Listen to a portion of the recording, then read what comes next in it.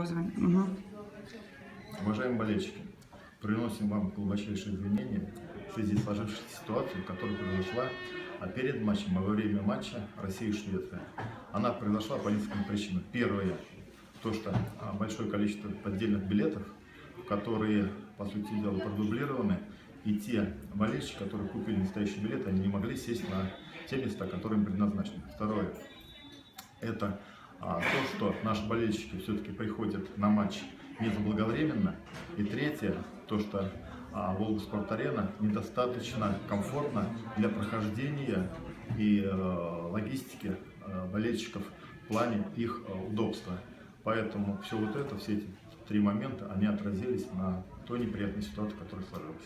Еще раз просим извинения и будем исправить эту ситуацию.